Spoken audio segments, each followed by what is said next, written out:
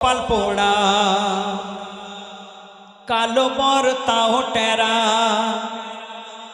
এমনিতে ধেড়ে মারতিতে পড়ে ঠ্যাংটা করেছে খোঁড়া।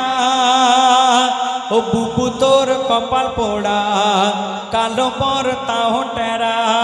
ও বুবু তোর কপাল পোড়া কালো বর তাও টেরা। সেই ছোট্ট ভাই গিয়ে তার বুবুকে বলে, ও বুবু শুনে নে বর কেমন সেজেছে,